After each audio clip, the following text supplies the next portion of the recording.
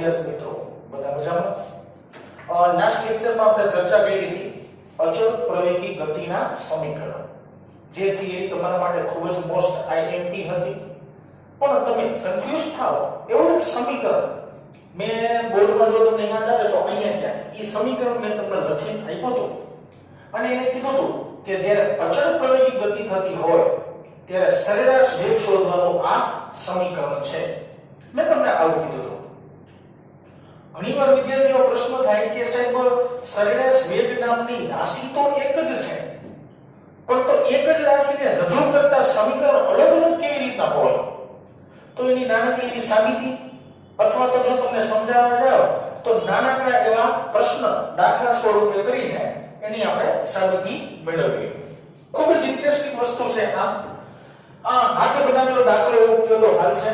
વાક્ય રચના શું છે? v બરાબર 2t 5. આ વેગનો તમને કોઈ એક ઇક્વેશન આપ્યું છે. v બરાબર 3t² - 6. વેગનું બીજું કોઈ એક સમીકરણ આપ્યું છે.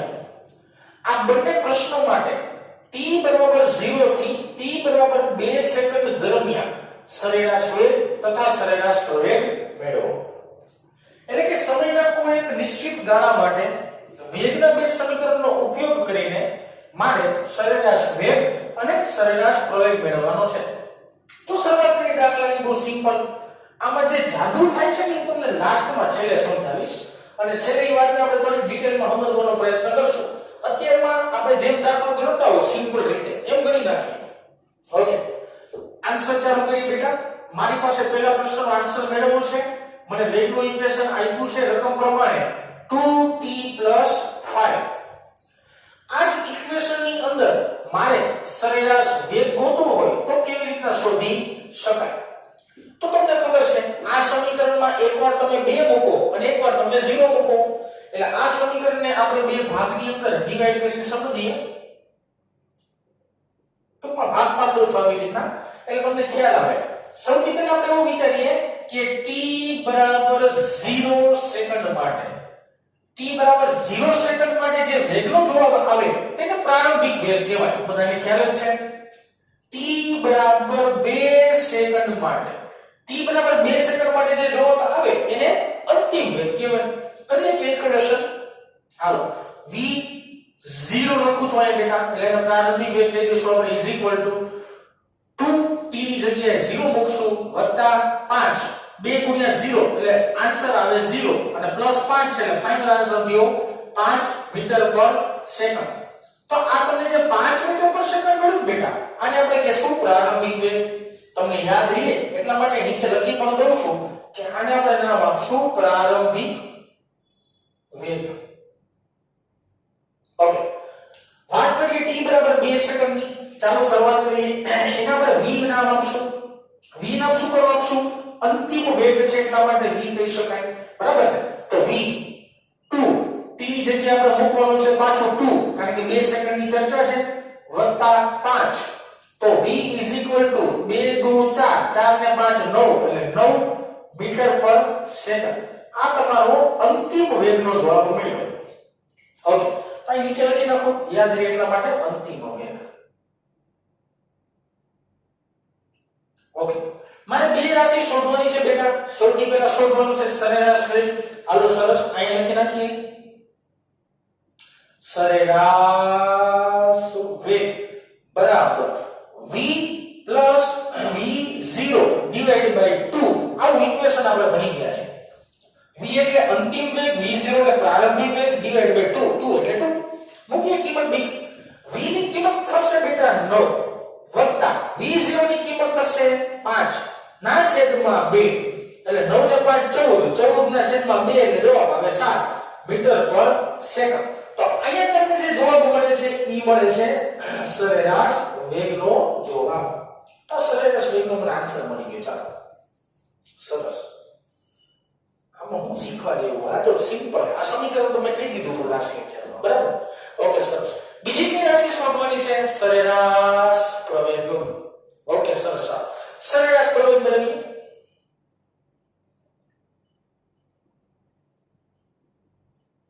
સરેરાશ પ્રવેગ બરાબર અંતિમ વેગ છેદમાં અંતિમ સમય માઈનસ પ્રારંભિક સમય. આ મારી પાસે સૂત્ર છે. સરેરાશ પ્રવેગનું ઓલરેડી ભણીને આવ્યા છીએ આપણે. ઓકે, ઇઝ ઇક્વલ ટુ અંતિમ વેગ વિદ્યાર્થી મિત્રો મારી પાસે 9 છે. 9 માઈનસ પ્રારંભિક વેગ મારી પાસે 5 છે. 5 છેદમાં અંતિમ સમય મારી પાસે 2 છે. 2 માઈનસ 0.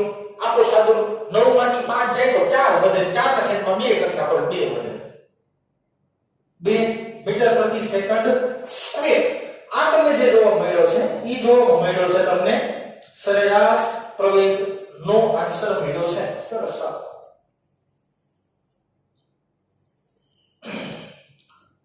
સરેરાશ વેગ સરેરાશ પ્રવેગ આ ઇક્વેશન માટે મને મળી ગયા છે. મને આવડી ગયો. આમાં સિમ્પલ કેલ્ક્યુલેશન છે. સરસ. બીજી આગળ વાત કરીએ બેટા. અહીંયા નામ આપી દો 2 નંબરનો ક્વેશ્ચન. સમીકરણ છે મારી પાસે v = 3t² - 6. આ મારી પાસે ઇક્વેશન છે. આ મારી પાસે સમીકરણ છે. આ સમીકરણની અંદર આપણે બે કિંમત મૂકવાની છે સિમ્પલી. હમણાં જે બાજુમાં વાત કરી એની હું કોપી મારીશ. એમાં કઈ નવું નથી વિચારવાનું. બરાબર ને?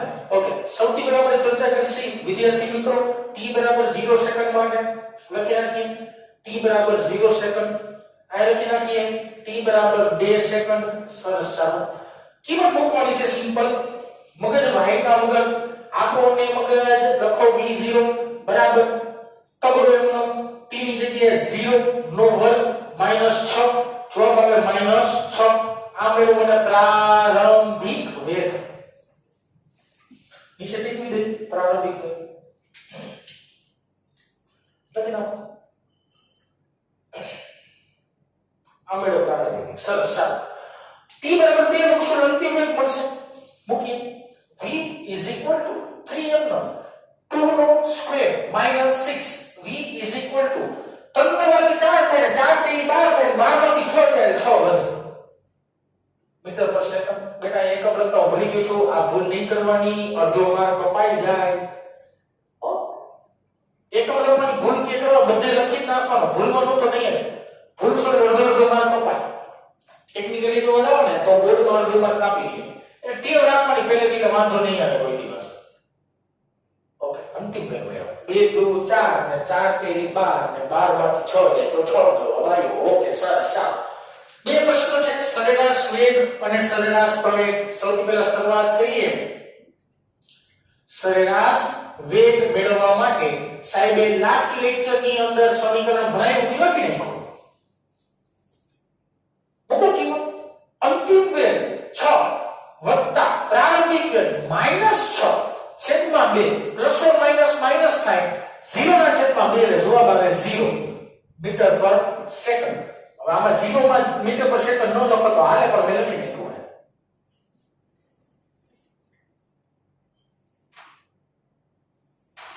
સરસ. બીજી વાત મેળવવાની છે સરેરાશ પ્રવેગની મેળવી. બહુ ઈઝી. સરેરાશ પ્રવેગ. સરેરાશ પ્રવેગ. હાલો બધું કિંમત સિમ્પલ લોજિકમાં જવાનું. અંતિમ વેગ માઈનસ પ્રારંભિક વેગના છેદમાં અંતિમ સમય માઈનસ પ્રારંભિક સમય. મૂકો કિંમત. અંતિમ વેગ કેટલો છે? અંતિમ વેગ 6 છે. સરસ. માઈનસ પ્રારંભિક વેગ કેટલો છે? પ્રારંભિક વેગ -6 છે. છેદમાં અંતિમ સમય કેટલો છે? 2. પ્રારંભિક સમય કેટલો છે? 0. 6 માઈનસ માઈનસ પ્લસ 6 * 12 12 માંથી 2 એટલે પાછો આવે 6 મીટર પર સેકન્ડ સ્ક્વેર. સમજાણો ને? માઈનસ માઈનસ પ્લસ 6 + 6 12 થાય. 12 ના છેદમાં 2 એટલે 6 * 12 ભાગાકાર કરશો એટલે 6 જવાબ આવશે. આ મળ્યો તમને સરેરાશ પ્રવેગ.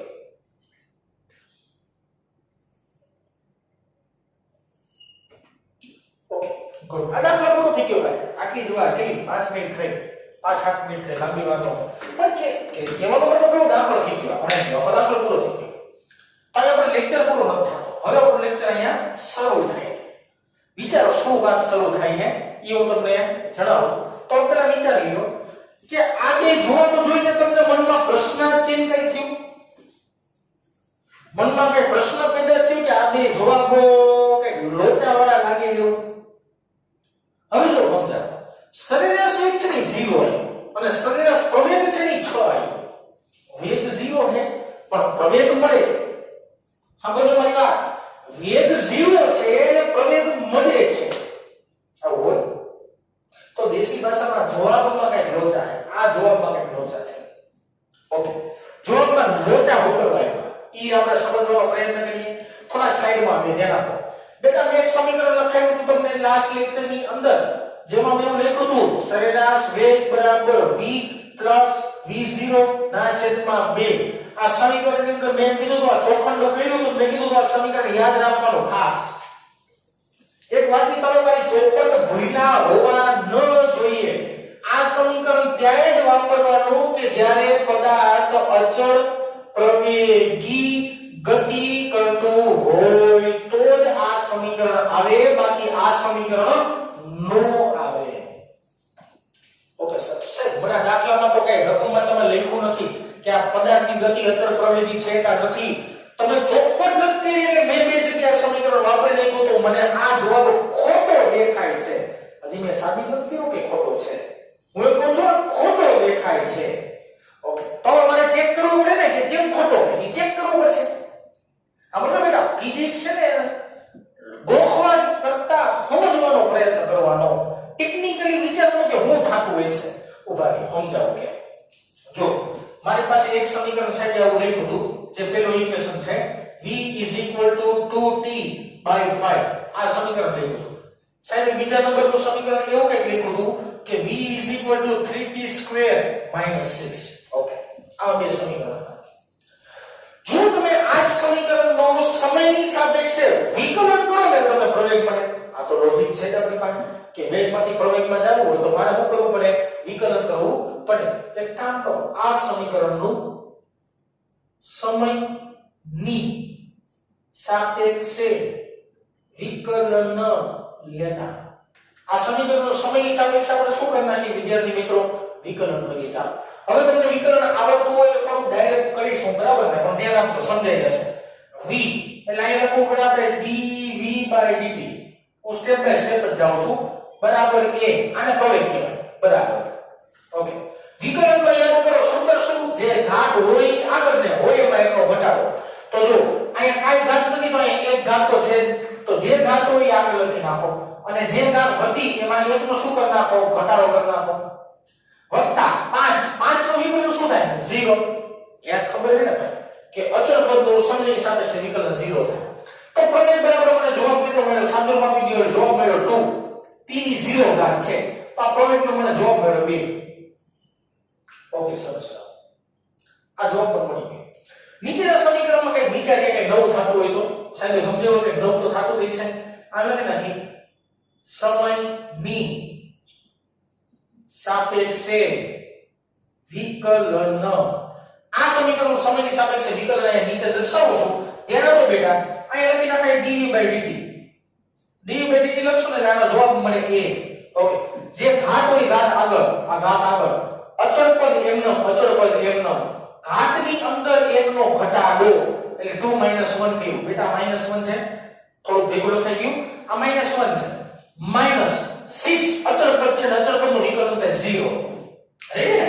એક્સેલરેશન a 3 2 6 6 * t આ તમારો જવાબ મળ્યો. ઓકે, સરસ. હવે તમારે અહીંયા વિચારવાનું કે આ બે જવાબ ઉપરથી તમને શું ખબર પડે? લોજિક આ બે જવાબમાં છે. બરાબર? હું લોજિક છે ને તમને સમજાવવું પડશે અને તમારે સમજવું પડશે ખાસ યાદ રાખવા માટે. તો ટેકનિકલી તમે થોડા માઇન્ડેડ લાવો જો કેવી રીતે સમજાવો. હવે જો છે આ પ્રમેય જે મને મળ્યો, બરાબર છે? આ પ્રમેય જે મને મળ્યો એવો જ પ્રમેય મને અહીંયા કેમ મળે છે? તો કે આ જો મળ્યો કે ન મળ્યો? મળ્યો ને? ઓકે, મળે. અહીંયા જે પ્રમેય મળ્યો એવો પ્રમેય મને અહીંયા કેમ મળે છે? નથી મળતો. ટીની જગ્યાએ તમે 0 મૂકો. ટીની આપણે 0 ને 2 સેકન્ડની વાત છે ને. ટીની જગ્યાએ 0 મૂકો તો જવાબ 0 થાય. ટીની જગ્યાએ 2 મૂકો તો જવાબ શું થાય? 6 * 2 = 12 થાય. તો આવો કે જવાબ આવે છે? નથી આવતો. એનો મતલબ એવો થયો કે અહીંયા પાછળ t વાળું પદ છે તો એમ કહી શકાય કે પ્રવેગ સમય સાથે બદલાતો હશે. મને કેમ ખબર પડી તમને કહું કે t ની કિંમત બદલાવા રાખો. t જગ્યાએ પહેલા 0 મૂકો એટલે જવાબ 0 થાય. t જગ્યાએ 1 મૂકો જવાબ 6 થાય. t જગ્યાએ 2 મૂકો જવાબ 12 થાય. t જગ્યાએ 3 મૂકો જવાબ 18 થાય. t જગ્યાએ 4 મૂકો 6 ચોક 24 જવાબ આવે. t જગ્યાએ 5 મૂકો 6 પંચા 30 જવાબ આવે. દેશી ભાષામાં કે સમય બદલાવશો તો પ્રમેય તો બદલે છે. અહીંયા સમયનું પદ છે, મને દેખાડો અહીં કે સમયનું પદ છે. સમયનું પદ એટલે કે t લખેલું છે તો કે નથી, તો આમ લખવું પડે કે પ્રમેય સમય સાથે અચળ છે, અચળ રહે છે. અચળ છે એટલે અચળ રહે છે. એનો મતલબ એવો થયો કે આ સમીકરણની જે ગતિ થઈ, આ જે સમીકરણની ગતિ થઈ, આ ગતિને આપણે કહી શકાય કે આ ગતિ અચળ પ્રવેગી ગતિ છે.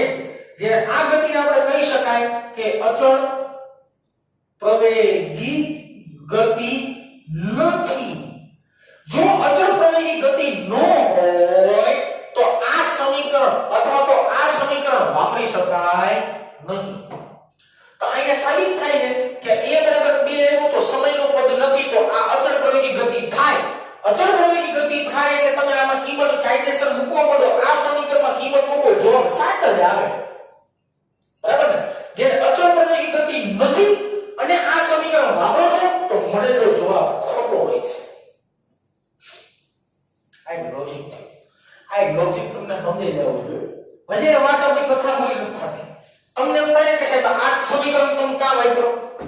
મનમાં પ્રશ્ન થાય 50% કે સાહેબ આની જગ્યાએ તો તમે જૂનું સરેરાશ વેગનું સમીકરણ શું ભણાવ્યું હતું કે અંતિમ સ્થાન માઈનસ પ્રારંભિક સ્થાન છેદમાં અંતિમ સમય માઈનસ પ્રારંભિક સમય.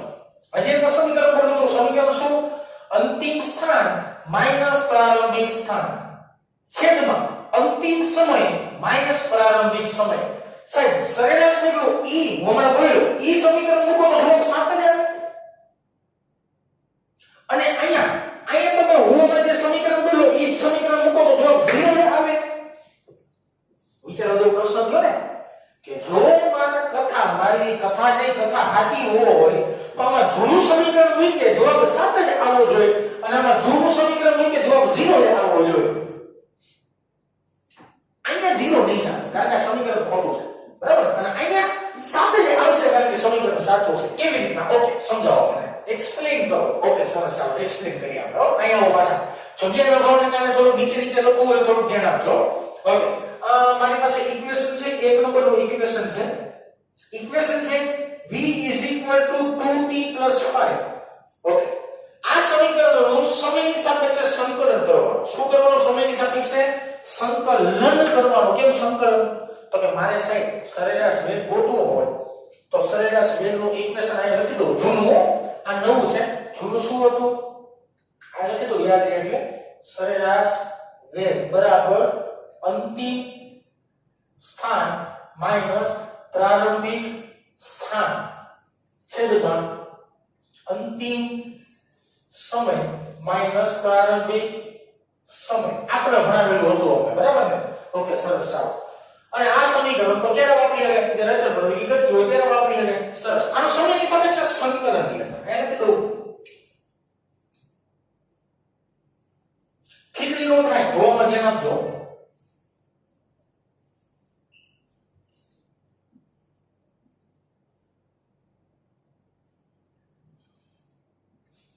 સમયની સાપેક્ષે સંકલન લેતા. લ્યો સંકલન. ચાલો સંકલન કરશો અહીં થઈ જશે x. v નું સંકલન x થાય ખબર પડે.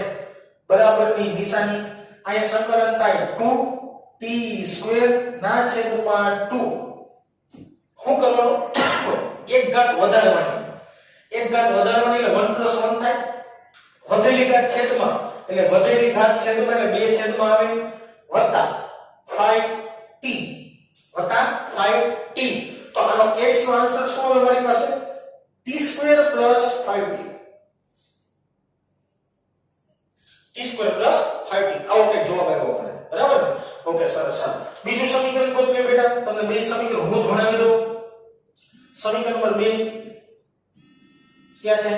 ક્યાં ગયું? આ v v બરાબર 3t² - 6 v બરાબર 3t² - 6 સમયની સાપેક્ષે સંકલન લેતા કરીએ।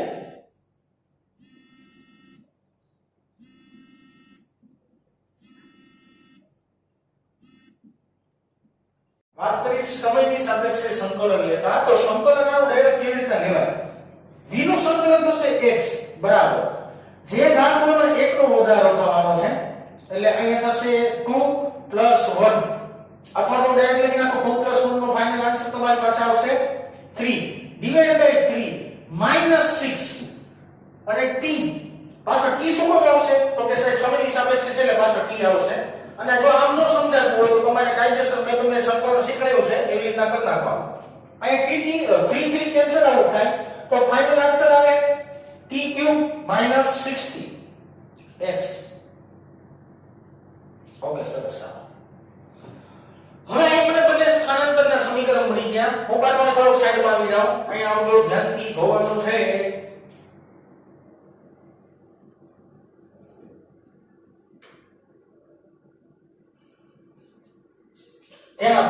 આ સ્થાનાંતરનું સમીકરણ છે પહેલા માટે છે પણ એક લખી લખો છો બધું એક માટે સ્થાનાંતરનું સમીકરણ છે x t² +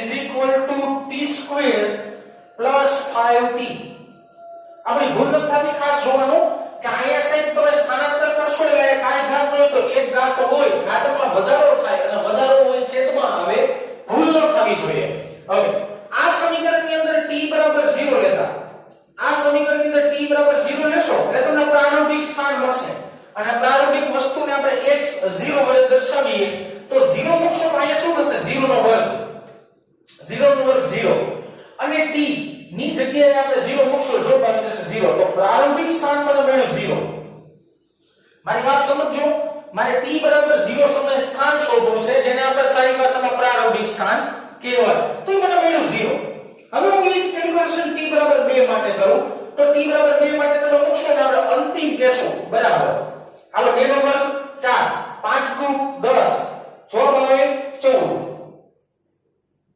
અંતિમ સ્થાન એવું મારી પાસે 14 ઓકે આ સમીકરણ છે આ સમીકરણની અંદર કિંમત મૂકીએ સરેરાશ વેગ બરાબર અંતિમ સ્થાન છે 14 માઈનસ પ્રારંભિક સ્થાન છે 0 છેદમાં અંતિમ સમય 2 પ્રારંભિક સમય 0 તો મને સરેરાશ વેગનો જવાબ મળતો હોય 7 મીટર/સેકન્ડ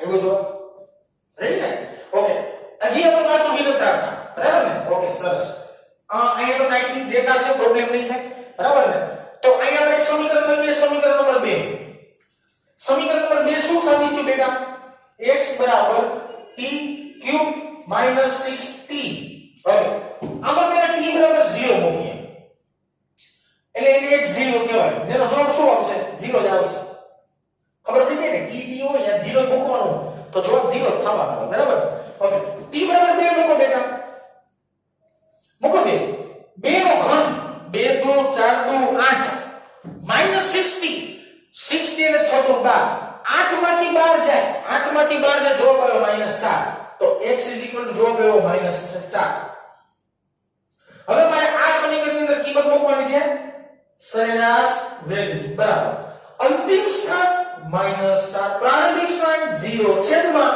અંતિમ સમય 2 પ્રારંભિક સમય 0 બરાબર -2 જવાબ આવે 2 * 4 જવાબ આવે -2 આ વેગનો જવાબ મળ્યો -2 મીટર/સેકન્ડ સોરી મીટર/સેકન્ડ લખવાનું હતું ઓકે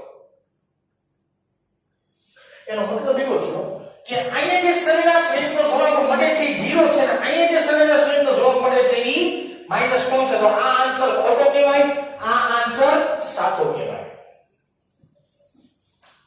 આપણા બધા બોર્ડમાંથી તમને શું જાણવા મળ્યું પહેલા ઈ સમજી આપણે બરાબર ને તમને જાણવા શું મળ્યું એની આપણે ચર્ચા કરીએ ઘણીવાર એવું થાય બેટા કે તમને સમીકરણ તો આવડતા હોય પણ સમીકરણનો ઉપયોગ ન આવડતો હોય જેમ કે સમજાવો મેં તમને આ સમીકરણ લાસ્ટ લેક્ચરમાં બનાવી આપ્યું હતું સમીકરણની સાબિતી જો તમે આપેલી છે તમે વિડિયો જોશો એટલે સમજાશે તો આ સરેરાશને અચળ પ્રવેગી ગતિ માટે યુઝ કરી શકાય ધારો કે મારે સમીકરણ યુઝ નથી કરવું અને આ સમીકરણ યુઝ કરવું છે તો મેં તમને એવી સાબિતી આપી કે આ સમીકરણ યુઝ કરીને તમને સરેરાશ વેગ અને આ સમીકરણમાં સરેરાશ વેગ બેના જવાબ સરખા જ આવે.